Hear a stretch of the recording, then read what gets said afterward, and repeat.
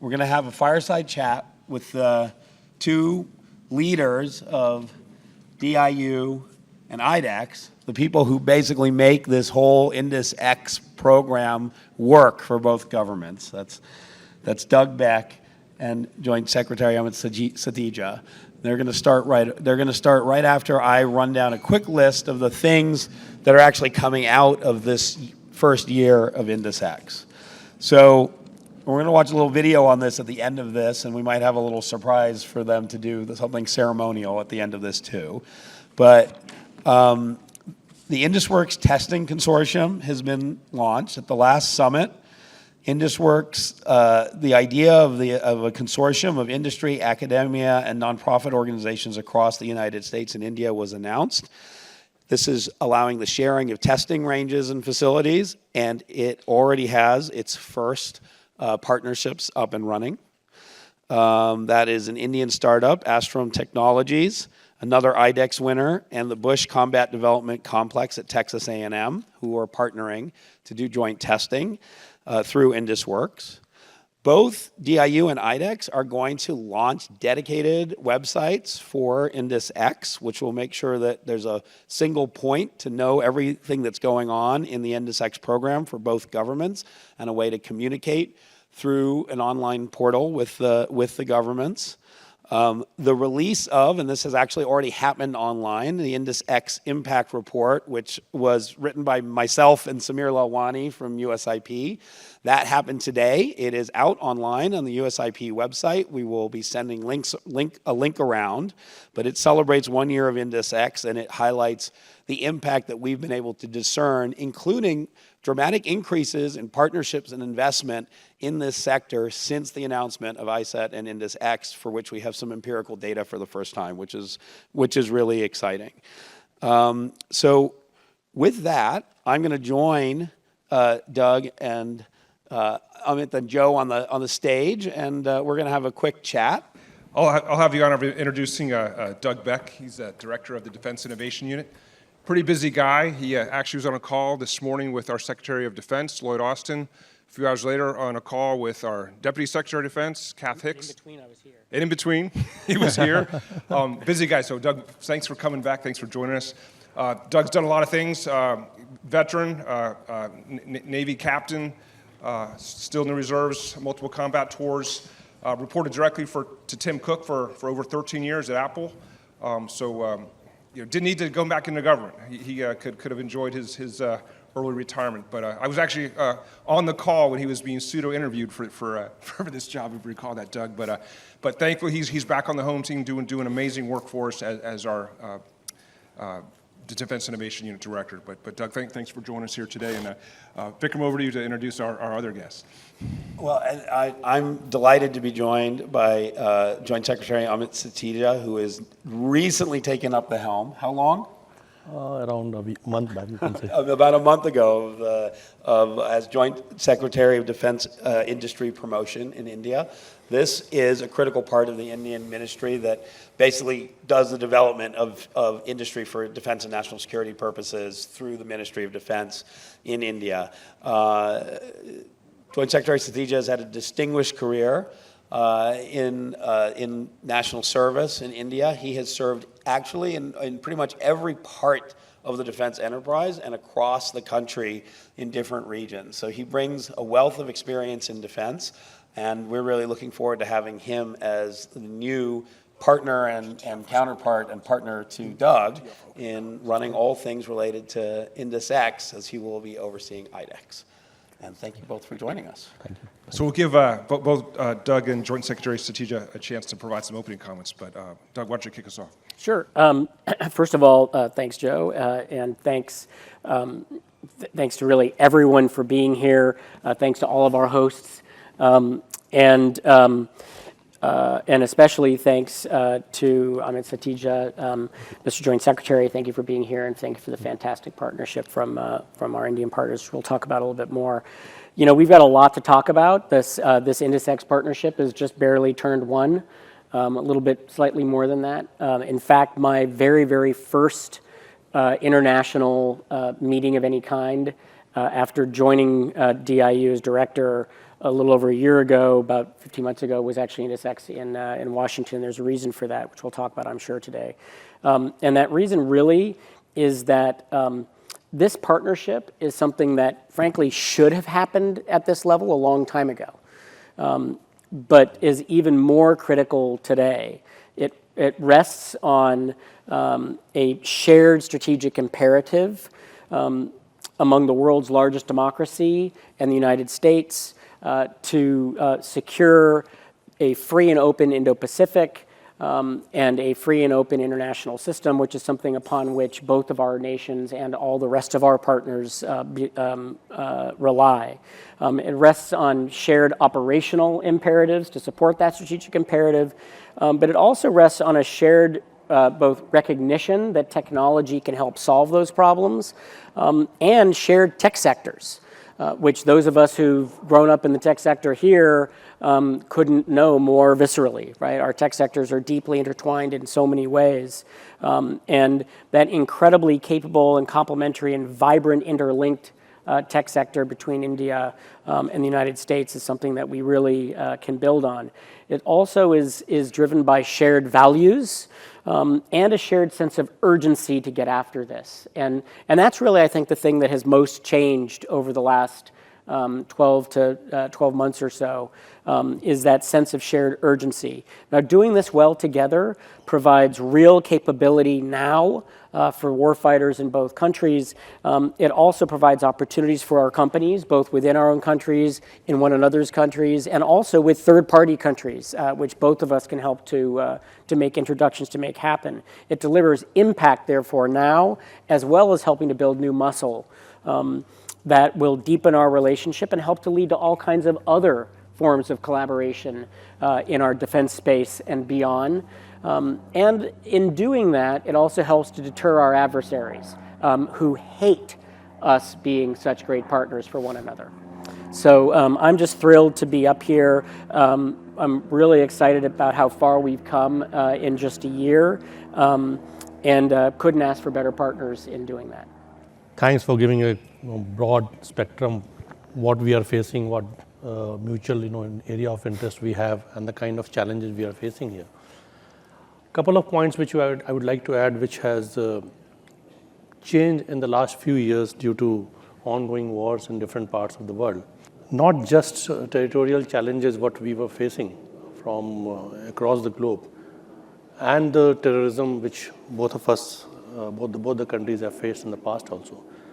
Due to the recent war in different parts of the world, the challenges which have manifested have taken a totally different shape. The kind of technologies on which we were banking upon, they are not at all sometimes proving to be very, very effective. And we are being forced to find out new technologies, new innovative ideas, which can help us in engaging the enemy in a more effective manner and at a mass level. So if you see the kind of new security challenge which is troubling the entire world and the entire democratic setup in the world, is the supply chain constraints. Whether it is raw material, whether it is products, whether it is ammunitions, whether it is the type of artilleries we are using.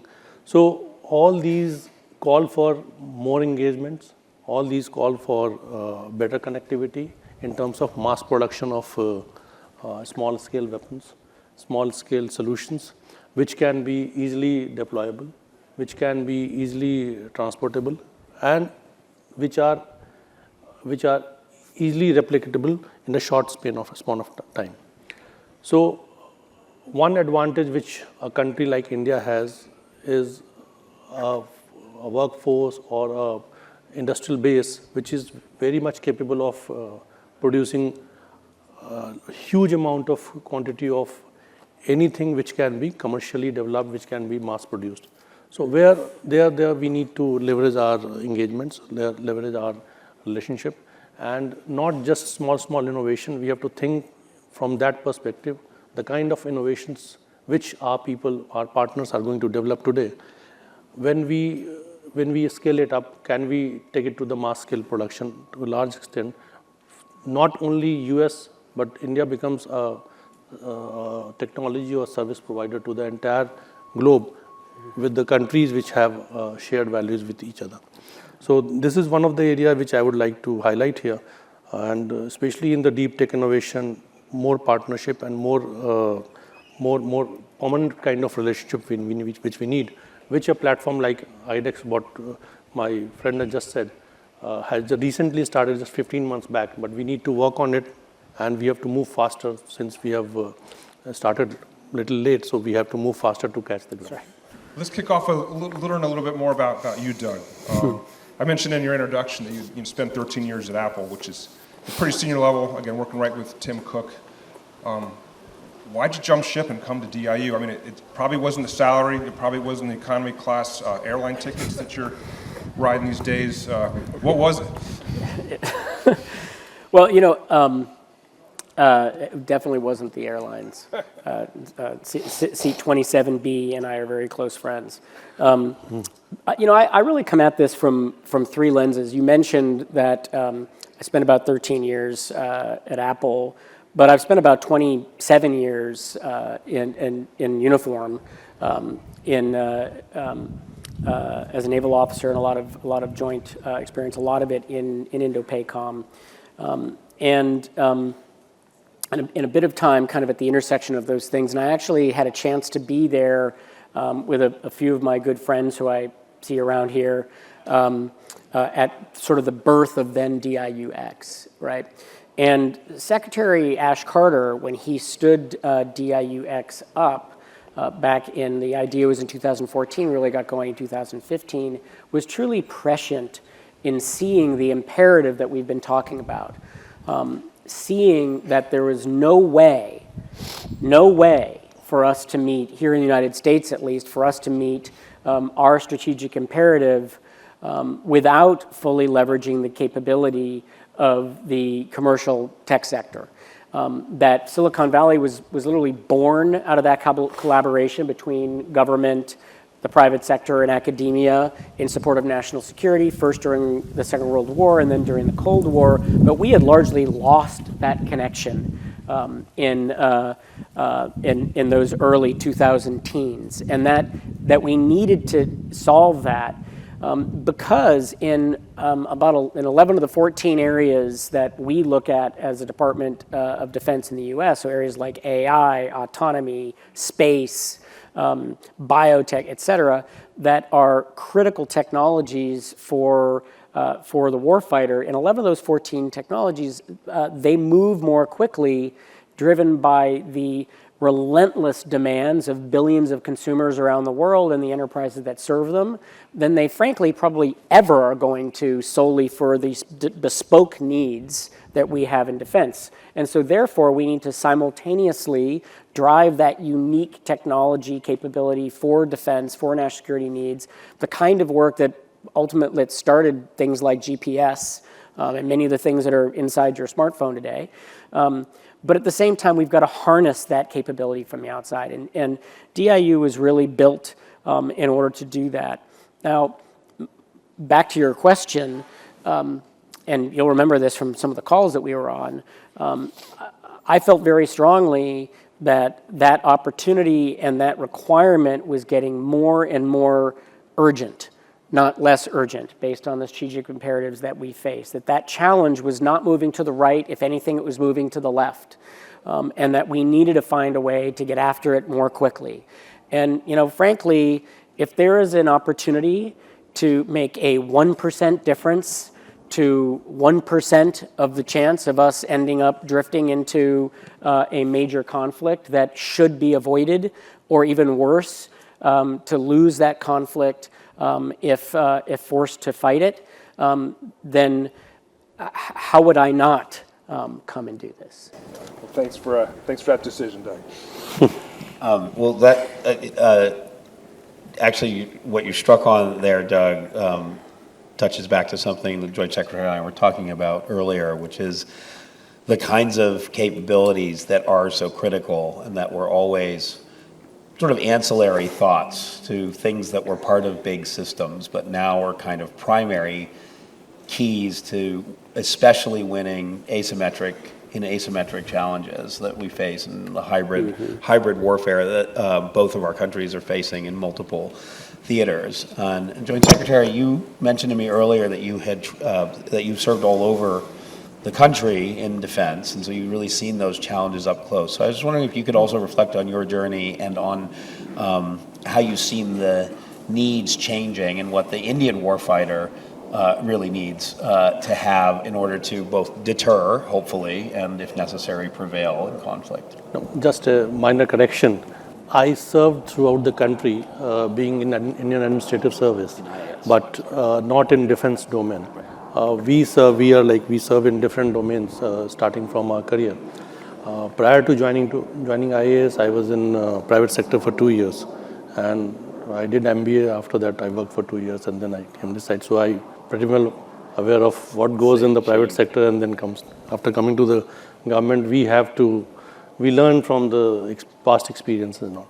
So though territory-wise, I have served in different islands, I have served in different provinces, served in different domains. So what we were talking was, the moment I see a technology in defense, immediately my thought will go, where can it be used in civil setup, especially in terms of disaster management. I have served in islands, so we have seen worst of the cyclones, worst of the rescues, worst of the situation where the technology maybe would have been more helpful than the human intervention. For example, one of the challenges which has been launched is oil spill disaster, which is such a big threat to the islands. So, and it will definitely save a lot of, and the kind of, damage is happening across the globe especially to the oceans because of the increased activity, increased transportation, increased commercial activity in the ocean. So that also that also requires a lot of intervention from the new innovative technologies. So the moment we see technology, it's like we have both the sides. One is the destructive power, and the second is the constructive power.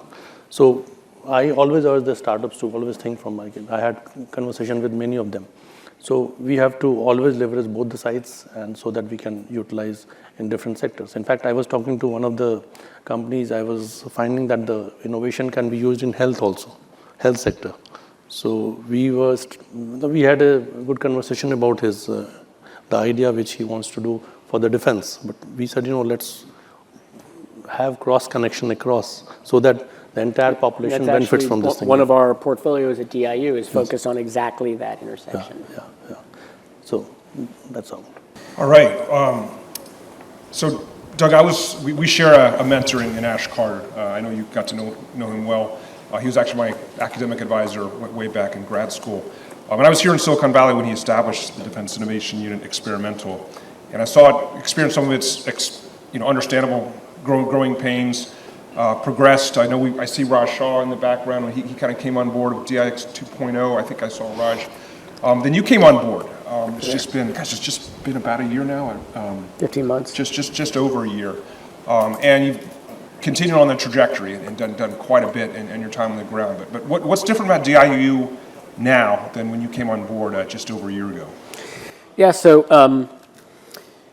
I kind of think about DIU's evolution back to the question you asked originally. I was kind of going through that early history. The first iteration of DIU was really about just building a bridge kind of at all between these two worlds. And the two worlds I'm talking about aren't the United States and India. They're the U.S. Department of Defense and the U.S.'s own commercial tech sector. When we first established things like we did right here at Stanford, the Track 2 dialogue, another thing that Raj helped to pioneer, we really needed a Track 2, right, between these two worlds. And so the first iteration was really just building a bridge. We're obviously light years past that now, just light years. Every meeting that I am in the department as one of the secretary's direct reports, we're talking about whatever critical issue is. So the critical issue we were talking about this morning, I can't get into the specifics, but it was all about technology. It was all about the leverage of commercially derived technology. It's at the heart of everything that we're talking about. So we're way past that. The second iteration of DIU, which really was under Raj's leadership and then Mike Brown's leadership, was about proving that you could solve real military problems with commercially derived technology, that you could use authorities that we already had, but nobody before that had figured out how to use them, and put prototype capability in the hands of the warfighter and do it in weeks or months, not 5 or 10 years. And that was revolutionary at the time. We've now done it many, many, many, many times at DIU. We've spawned a bunch of other organizations around our own Defense Department to do much the same thing, and that's fantastic. But it's not good enough because it doesn't really solve for yet that imperative I talked about in my answer to your first question. That's why Secretary Carter stood up DIU in the first place. Because what we have to do now is take that capability and apply it for true strategic effect. And that means first focusing it on those most critical operational capability gaps that we must solve for in order to deter major conflict or win a force to fight in the Indo-Pacific and around the world. And then it's about, and this is very much to your point, Amit, it's about scaling those capabilities to the point that they can have that strategic impact, which isn't something that DIU is going to do by itself, but that's about partnership with the rest of the department to get there. And so it's about focus and scale with speed. So that's really what DIU 3.0 is focused on. That's why Secretary Austin elevated DIU to be a direct report. Congress has since followed up and established that in law and provided us with a much enhanced budget to help do it. And that's really what we're after. And there are really a few key pieces of that. It's about embedding deeply with the combatant commands, with the warfighter to understand and help shape the needs and how commercial tech can help solve them. It's about working with the rest of the department to help scale that capability, working particularly with the services as well as our partners in the Joint Staff and the rest of the Office of Secretary of Defense. It's about teaming with the rest of those innovation entities that I mentioned across the department so that we can be a truly cohesive community of impact together. It's about deepening our relationship with all the founders and funders out there to keep pushing the bounds. And critically, it's about international partnerships. Because one of the greatest strengths that we have in the United States, that we all have in the international system, the free and open international system, is that we have friends, and our friends are incredibly capable. And our adversaries, frankly, barely even have each other. And we have to get much better at leveraging that capability. And so that's a major part of the strategy as well. Thanks. Quick follow. You mentioned that your direct report to Secretary Austin. Boy, that was an own goal when they took that away in your predecessor. So great to see DIU back in the position it needs to be and deserves to be, reporting directly to the Secretary of Defense. Over. Yeah, I just building on what Doug was talking about. So one of the questions I have, you joined Secretary, but Doug, maybe you too. The elephant in the room, of course, is that the legacy tools with which we have built defense capabilities are large, public, quasi-public, and private sector enterprises. Big OEMs in India, still big defense public sector undertakings, as well as huge multinational conglomerates that are private. And of course, as we do the innovation, they're all a part of this ecosystem. But I'm really curious, and from your seat doing defense industry promotion, how does that really work? We're sort of bridging that gap from the innovation and getting the technology to then the role that the big legacy critical providers of big national defense systems play. How does that work? How does that integration look? Where do you see us going in making this a more efficient system from large down to the smallest innovators and moving quickly? See, we all learn from our past experiences, and the growth of IDEX, if I say, has been phenomenal in the last few years. We had our initial challenges in terms of which every organization faces in terms of the learning curve. So now things are pretty much settled, and our focus is to reduce the time span from the prototype development to the delivery of the product to the services or to the end user.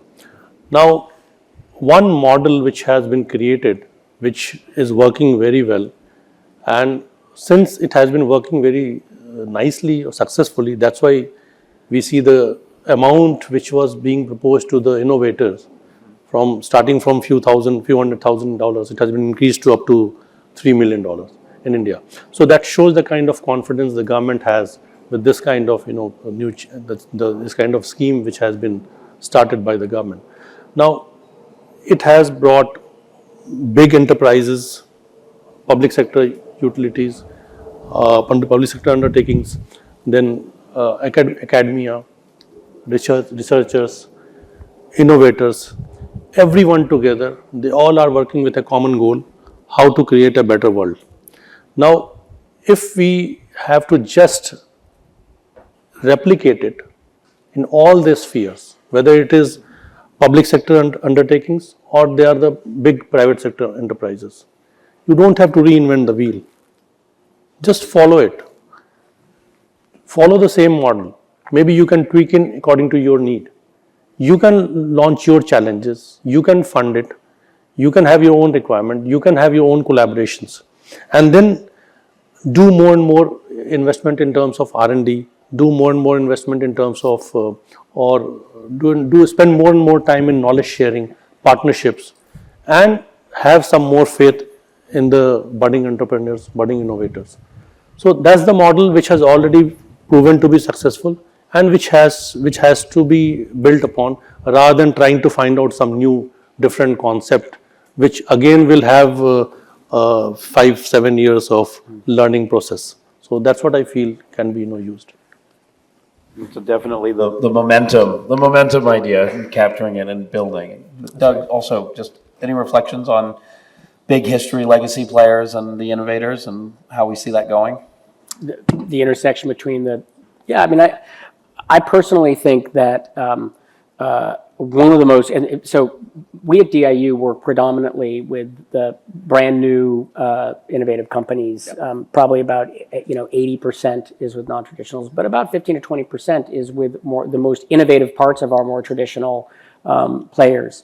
And partnerships between those parts of our sector is a critical aspect of what we've got to harness in order to scale in the right way. And coming from myself, a company that turned out in the end to get pretty big, but still tried to be pretty innovative, I think that figuring out how to be disruptive at scale is one of the things that those larger companies need themselves to get better at. And we, frankly, as a department, at least on our side in the US, need to get better at incenting them to do that.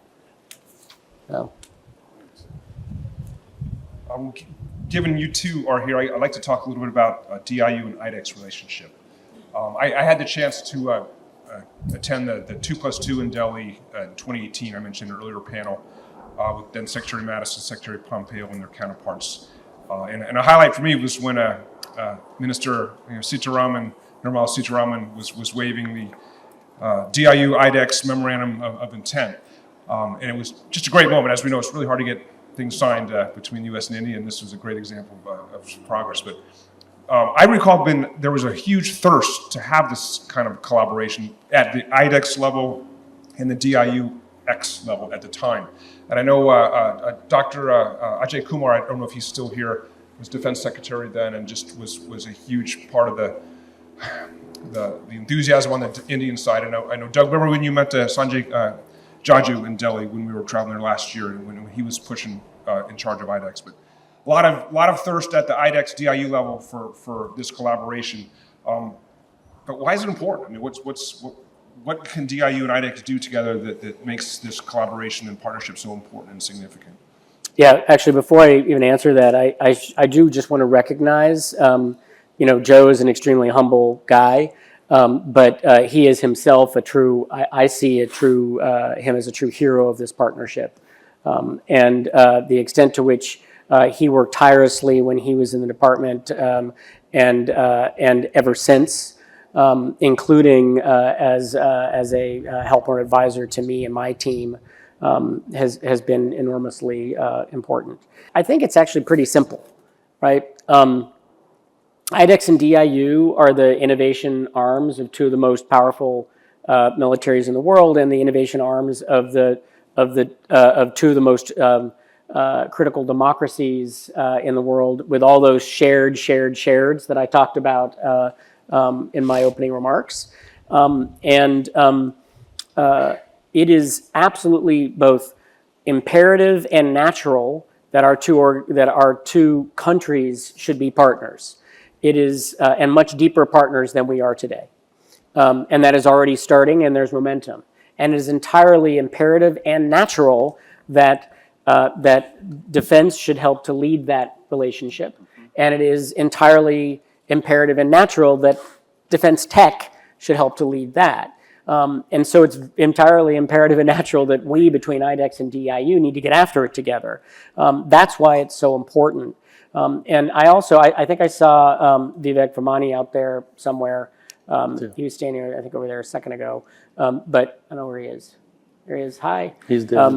But I just want to reiterate what great partners IDEX has been, and what a great partner Vivek has been in helping to make this happen up until now. So what we've done so far is it's worth me kind of ticking into it a little bit through some of the programming over the last year, because really what we were trying to do is, as you mentioned, the recognition that this was important was there a few years ago. 2018 was sadly 6 years ago. But we didn't get super far in terms of points on the board action. And what's been so impressive to me over the last year is the extent to which we've really been able to do that together. And so a couple of things. First, it's about the very first thing actually we got done was kicking off this Gurukul education series, which is about, has really helped to educate and upskill dozens of startups in helping them to understand how to navigate the sad complexities of each of our respective defense universes, and how to do that effectively in one another's countries. And that's been a very important piece. With our OSD policy colleagues here at DIU, we've started and then expanded the INDUS-X testing consortium, which helps to provide vital technology testing and evaluation resources, which is super important to executing on concrete capability, which really brings me to the biggest thing I think we've done together, which is these joint challenges. These are the joint challenges. Basically, what we do is we identify a common operational problem that's connected to that shared strategic imperative, where there's great technology in both countries. We set the criteria for what that is together.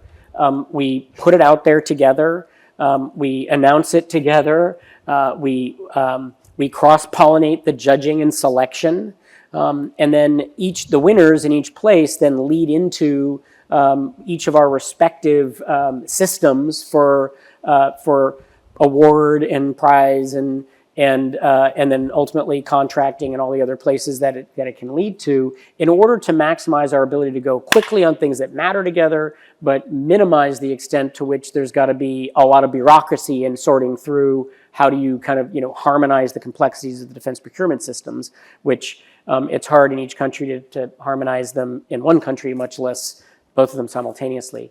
And so that's allowed us to move pretty quickly. The first two of these were in maritime, space-based maritime intelligence, surveillance, and reconnaissance, and undersea communications. So we came up with this idea just last summer. It came out of that first meeting at the first INDUS-X.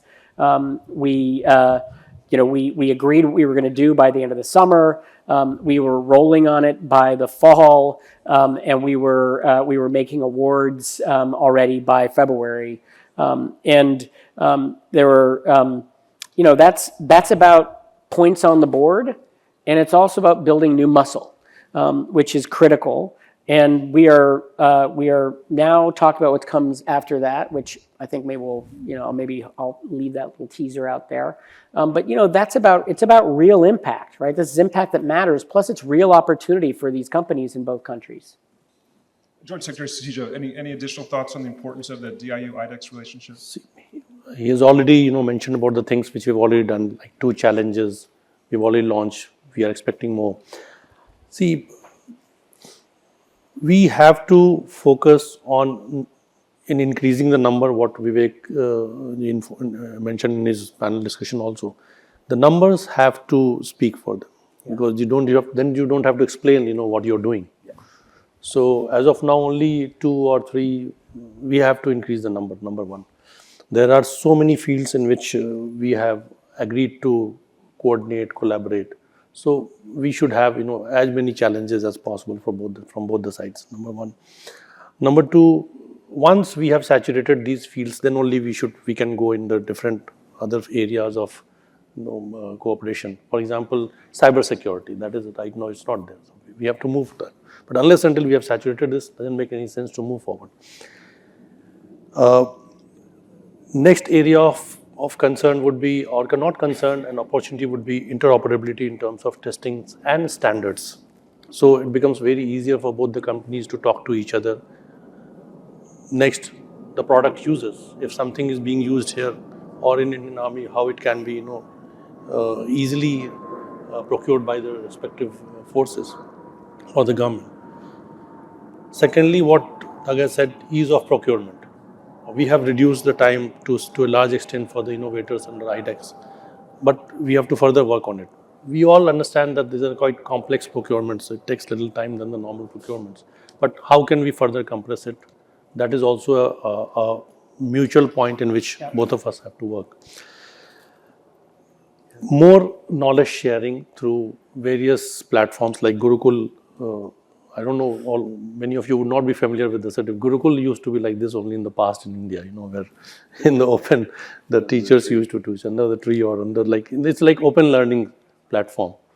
So in Gurukul series or maybe Accelerator Hub or through webinar, through seminar, through whatever hand-holding we can do, that can be, further explored. And one more point I would like to highlight is the hand-holding required by the big companies, universities, is still a lot of scope is there. So we need to further work on that. Last but not the least, how can we reduce the cost of innovation? I discussed this in my previous panel discussion also. We have to reduce the cost of innovation so that more and more innovators can come in the field. We can have shared labs. We can have shared platforms where the testing can be done, or research can be done. So all these areas where we all can, I think both of us can work together in future so that we can have a better growth. I know we just have a few minutes. So I'm going to, one last question for Doug. And first, a big shout out to, I see Desi Lauriable there, our USD policy, whose team really did a lot of the heavy lifting for INDUS-X, and your IDEX counterparts. I don't have all your names on the tip of my tongue, but who's our IDEX counterparts? Thank you for all you've done to make INDUS-X what it is today. It's not easy, and it's really important. So Doug, and maybe you, Joint Secretary, would like to comment on this as well, but we've come a long way with INDUS-X, but what's next? Well, I think, first of all, I think we've got to just continue building the momentum of all the things that we've started together. I think you made that point very well. I mean, I think part of this is about making sure that the things we've begun scale and deliver the impact that they need to, and that we help to drive that. We're also about to launch our next technology prize challenge. This one is focused in space, so it's a great fit with General Whiting being here earlier today. This is something that's very much on the radar screen for us in the U.S. with INDOPACOM overall, and with INDOPACOM space team. So our teams have settled together on a high priority, operationally relevant problem that we'll put out in the private sector to help both our countries. I'm not going to give away all the details, but this is about improving our ability to acquire, track, and when necessary, rapidly reacquire adversarial assets in low Earth orbit. So that's a critical need that we both have. This is a challenge that we'll be launching in just a couple of weeks. And it will be open to U.S. and Indian companies and research organizations. Can't wait to see what kind of submissions we receive. So I'm pretty excited about that. We will, as Vikram mentioned in his opening remarks, we launch a new website in each country. That'll be a single repository for all kinds of information, including on that new challenge, an easy way to find it. I maybe would just close by saying, by reiterating just how important this work is. all those things I said about the shared strategic imperative, shared operational requirements, shared technology capability, and shared sense of urgency, and increasingly shared trust. We must continue to build on that. There are few things more important than the relationship between these two countries, and we have to keep reinforcing that and building on it together. I'm very, very proud of what our team at the U.S. Defense Department, at DIU, as well as in policy, and all the other parts of the department have worked together to help make happen around this. I'm very, very proud of the work that our partners have done. I'm really looking forward to what comes next. And so, I know you teased this a little bit. Can I throw this out here a little bit now? It's a big event. We've got a very important document to sign here. Over to you. Unmuzzle, Doug. So what I was going to say is, because of all those imperatives, because of the importance, because of the momentum that we've gotten, because of the trust that we've built together, we jointly decided that it was time to institutionalize this partnership in a memorandum of understanding that allows us to really build on the work that's been done and really just keep taking it to the next level. Yeah. So that's what we want to do. We thought, it has been great progress, from MOI to MOU. So it shows the kind of positivities the teams have built around, the IDEX team, DIO team, and all people who are present here. They have so much of faith in the entire system that we are taking it one level forward from MOI to MOU, and which we'll be signing just now. So we invite you both to please sign the new INDUS-X MOU, and please give us a round of applause.